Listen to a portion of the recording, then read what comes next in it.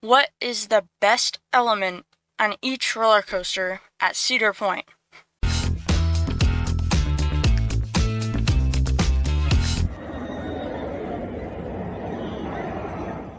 Well, that's what I'm going to be talking about in this video. Now there's two rules. It has to be at Cedar Point, and it can't be the first drop.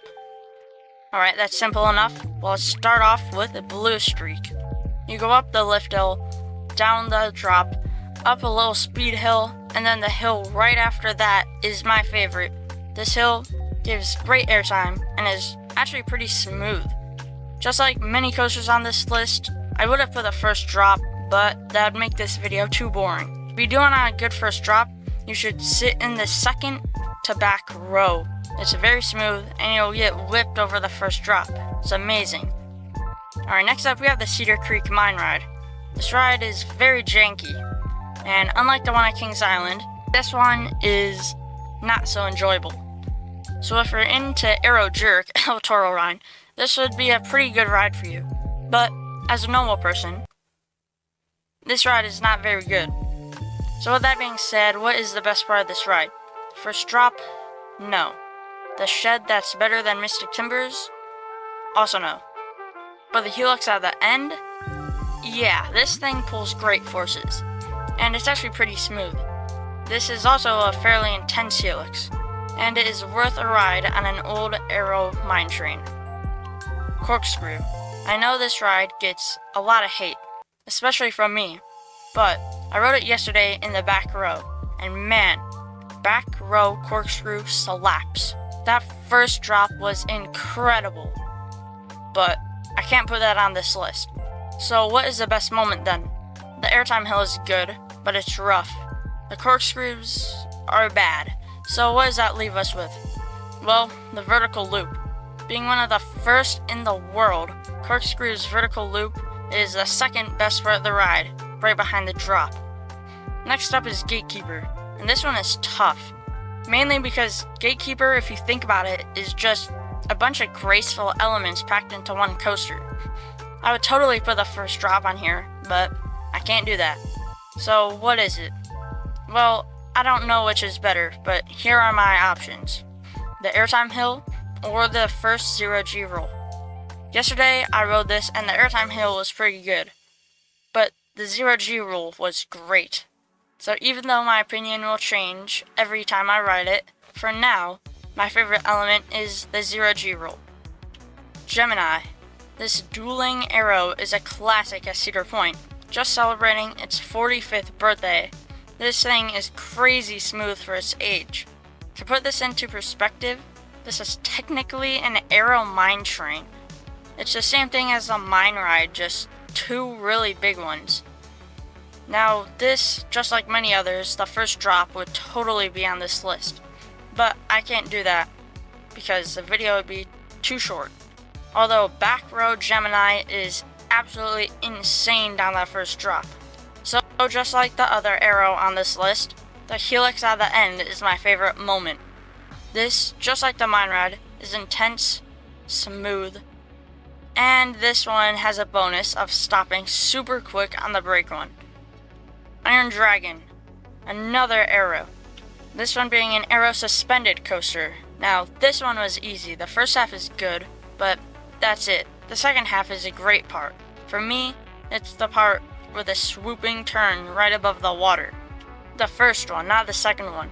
This is somewhat forceful and is a nice change of pace for the ride. Magnum XL 200. Now we're getting to the big rides. This one was easy. If you want a somewhat smoother ride, you should go third to back row. This made me rethink where I rank Magnum. Literally. Those last hills in any other seat hurt, like a lot. But in the third to back row, I was actually having fun. It may have had something to do with me putting my hand in between my lap bar and my thigh. But either way, the third triangle-shaped airtime hill is my favorite. Maverick. My favorite ride. This one I thought about for about 7 seconds before I had my answer. It's the launch. I chose this because I love launches. It's the first launch coaster I've ever been on, and out of the 3 I've done, it's my favorite. I could have done the 2 Stango dives, or the airtime hill, or the twister section, but no, the launch is definitely the best. Millennium Force. The first drop in the front row is hands down the best moment at Cedar Point, but I can't do that. So, what else is there on Millennium? The 2 camelbacks are really good, but my favorite part is the speed hill at the end. In the back row, you won't get much airtime. Same thing goes for the middle, but anywhere near the front is insane. This is one of the best airtime moments at Cedar Point, and it's a perfect way to end out a great coaster. Raptor. This one was easy but had one competitor. That one competitor was the ending helix. Out of all the helixes at Cedar Point, this one is by far the best. But this is not my favorite moment. My favorite moment is the 0G rule. This is so whippy, and it's a great way to start a ride. The first drop, a vertical loop, and a 0G roll. Rougarou. This ride is forgettable, but of the couple things I remember is the loop and the sideways loop. I remember graying out on the sideways loop, so I'm just gonna put that. Steel Vengeance. Now, this is really hard. There's so many good moments, but my favorite is gotta be in the first half. It's not the double down or double up, not the inversions, not the speed hill, so I'm left with the top hat or the outer bank. And I'm gonna go with the top hat. This is because I think the outer bank is a little too gimmicky, and I think the top hat is more sustained. Not only are you getting ejector airtime, but you're also getting really good laterals. Valraven. This was not that hard. When I talk about this ride, I talk about 2 things. The first drop and the 0G rule.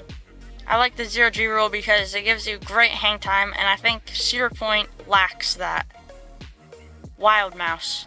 This is gonna be a hot take, but with me only going on 1 Wild Mouse ever, this one, I really like the hairpin turns, but that's not my favorite moment.